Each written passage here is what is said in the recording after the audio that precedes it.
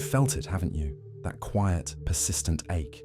As if the world was tuned to a frequency that you were never meant to follow. You move through conversations like a ghost, sensing the performance behind every gesture, the fear beneath every boast, the hollow applause passed off as connection. And for the longest time, you assumed the fault was yours.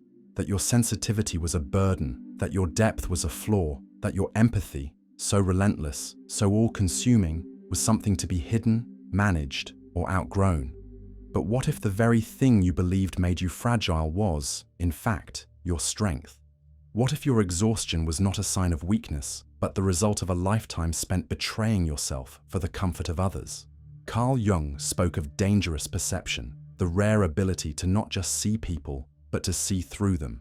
If you carry that gift, you know it isn't a choice. You don't watch life, you feel it, absorb it, hold it in your chest until it burns. And maybe that's why, for so long, you gave yourself away. You softened your edges, stayed quiet when you should have roared, poured your energy into those who only took more. Not because you were naive, but because you believed love meant sacrifice. You mistook survival for kindness, but something has shifted, a quiet revolt, a sacred reclamation. You're no longer abandoning yourself to be acceptable. Your empathy still lives, but now it has a backbone. This is not the death of your tenderness. It is its evolution. You haven't become cold. You've become clear. And in that clarity, you are no longer easily accessed, no longer a reflex, a resource, a rescue. You still care, but now you choose when, how, and for whom. That is not weakness. That is power. So no, you are not broken. You are awakening. And once you taste the strength of standing fully in yourself, without apology, without explanation, you'll wonder why you ever believed that self-erasure was the price of love. They speak in polished tones, their words crafted like trophies. But beneath the surface, you feel something else entirely. Desperation, insecurity, longing they'll never name. You don't hear what they say. You absorb what they're not saying. That's the beginning of your burden. You process the world at a depth most people spend their lives avoiding. You sit through a conversation about career wins and feel the silent grief of self-betrayal. You hear laughter about relationships and taste the hollow ache beneath it. You didn't choose to see this much. You didn't ask for the kind of perception that turns you into a mirror. But that's what you are. And mirrors are unsettling for those who've spent their lives hiding from themselves, so they flinch. Not because of you, but because of what your presence reflects back at them. You don't just witness their persona, you sense their shadow, and they feel it, even if they don't understand it. So they label you too intense, too sensitive, too much, but that's not the truth. The truth is, you are too awake to pretend. You've spent years absorbing, adjusting, overgiving, confusing empathy with obligation. You gave until it hurt, stayed silent to keep the peace, softened your truth so others wouldn't feel uncomfortable. But that season is over. What once felt like compassion now feels like self-betrayal. And for the first time, you are choosing something different. You're not abandoning your empathy, you're reclaiming it. You're no longer available for exploitation disguised as connection. This is not the death of your kindness. It's the rebirth of your self-respect. You still feel deeply, but now you decide who's worthy of that depth.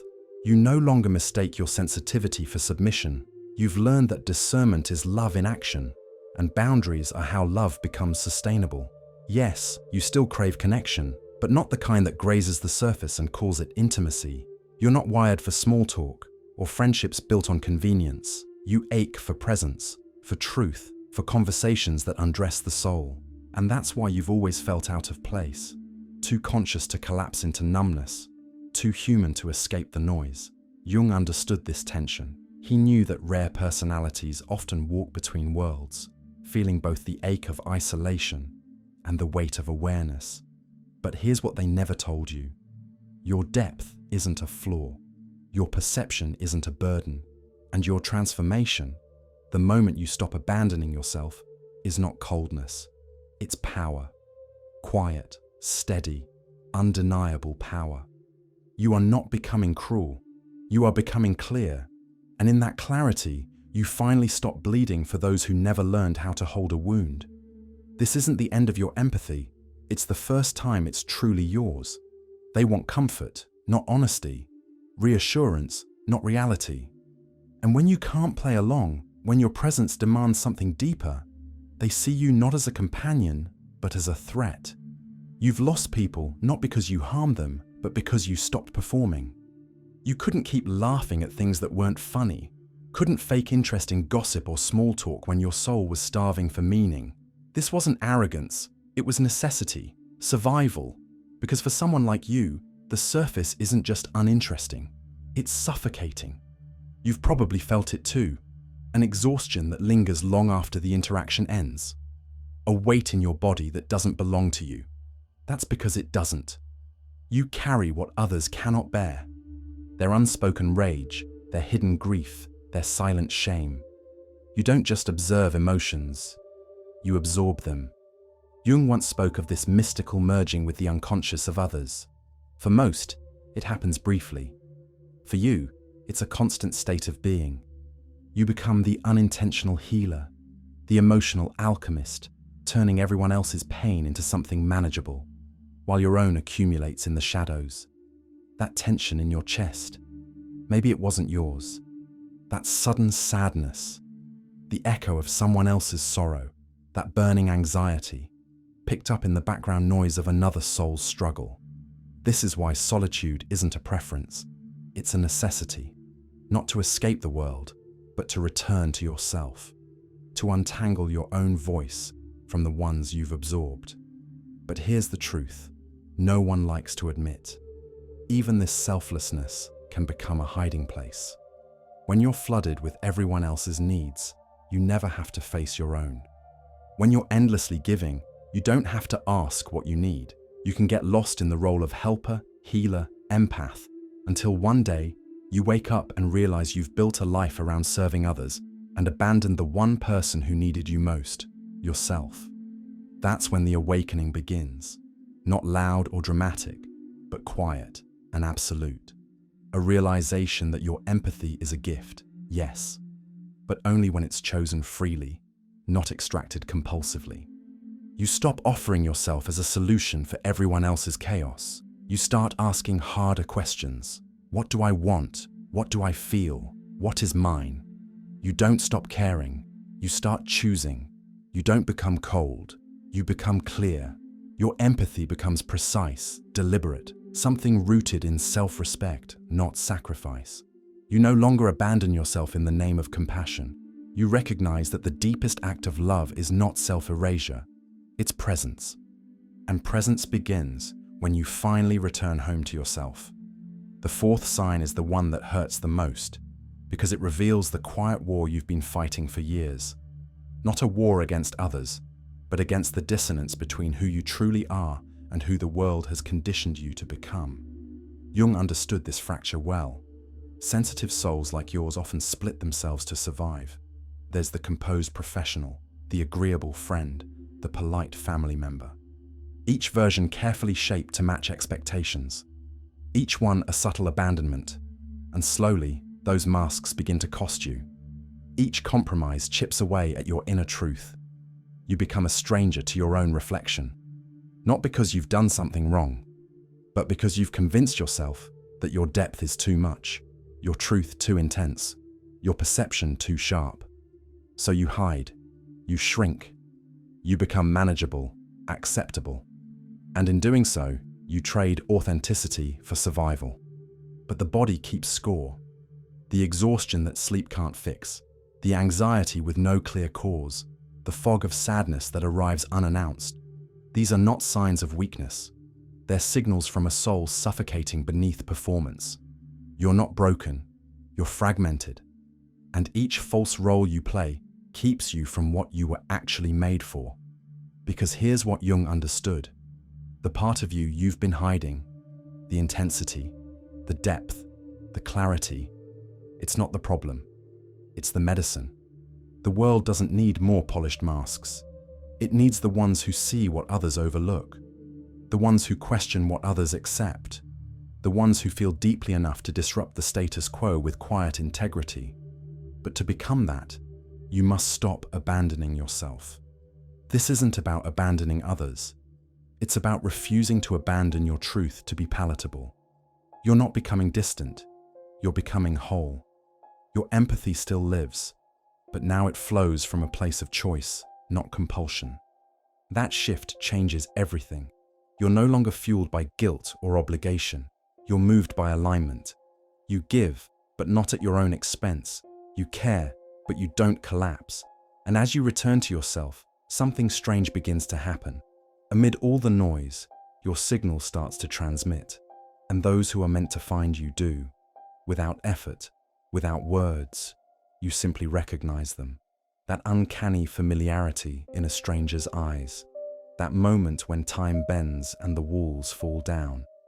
You feel it like a quiet whisper. There you are. I've been waiting for you. These connections are rare, precious, sacred. And once you've tasted them, nothing else will suffice. You stop settling for conversations that skim the surface. You stop dimming your light to be accepted by those who mistake brightness for threat. You'd rather be alone in your truth than surrounded in your silence. And maybe that's because you've started to sense it. That your life is part of something larger. Not a job, not a title, but a quiet calling that's been tugging at your soul since you were young. A sense that you're here for something that can't be explained, only felt. And while you may not fully understand it yet, it's what's been keeping you from giving up. It's why you've endured. It's why you're still listening. Some call it a purpose, others a burden. But for you, it never felt optional. It's as if something deep and ancient has been calling you your entire life. Not with noise, but with a quiet insistence. Jung understood this. He wrote that those who dare to become whole, who face their shadows and reclaim their true selves, carry a responsibility few can comprehend. They feel the fractures in the collective. They hear the cries no one speaks. They sense the shift that must come. And they know, on some inexplicable level, that they were born to be part of that shift. But here lies the paradox. The very sensitivity that allows you to see what needs healing is what makes you doubt if you can survive the exposure. To fulfill this deeper calling, you'd have to show yourself completely. You'd have to live your truth, not the edited, digestible version, but the full, unfiltered depth. And in a world that rewards performance and punishes sincerity, that feels like standing naked in a storm. This is why no achievement ever quite satisfies you. Why traditional success feels hollow. You weren't made to climb ladders. You were made to rebuild the ground they stand on, to name what others bury, to heal what others can't see. But you can't do that while you're still hiding, still pleasing, still shrinking to make others comfortable. This is where many stay stuck, feeling the calling but fearing the consequences. Knowing they're meant for more, but clinging to what feels safe.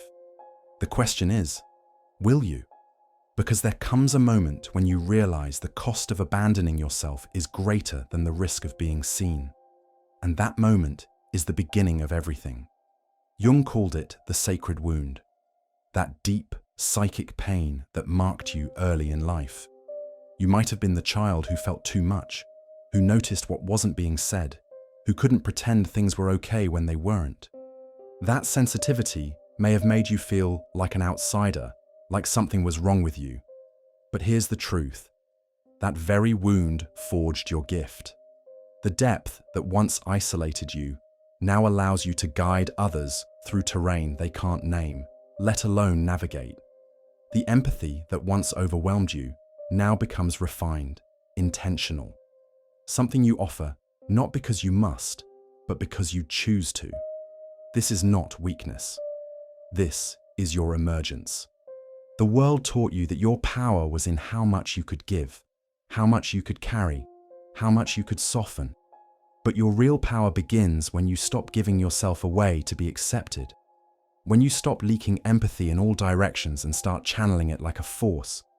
You are not here to be endlessly available. You are here to be unmistakably yourself, rooted, clear, and unexploitable. This is the alchemy. Your wound is not something to fix, it is something to honor. It taught you to see in the dark. It preserved your truth in a world obsessed with masks. And now it becomes your compass. Not because it disappeared, but because you let it teach you without letting it define you. This is the moment of truth. Recognition is not transformation. Feeling understood is not the same as rising. But if you've made it this far, you're not here by accident. You've stopped abandoning yourself. You've stopped confusing martyrdom with love. And in doing so, you haven't lost your empathy, you've reclaimed it. You are no longer here to serve from a place of depletion. You are here to serve from wholeness. And that changes everything. You can spend your whole life knowing you're different, yet still contorting yourself to seem ordinary, softening your edges, shrinking your truth, hiding your depth just enough to be palatable. Jung understood this tension well. For those with rare sensitivity and depth, it's not a privilege, it's a responsibility. Because the world doesn't need more people who've mastered the art of fitting in. It needs people who've stopped abandoning themselves to be accepted. It needs people like you. But let's be honest, choosing authenticity will cost you. You'll be misunderstood. Some will walk away. Others will feel threatened by your clarity. The world will challenge your commitment to yourself at every turn. But something else will happen too, something quieter, but far more powerful. The people who truly see you will find you. The work that matches your soul, not your role, will begin to reveal itself. And the life that was waiting beneath all your compromises will finally start to take shape. Your sensitivity is not weakness, it's precision.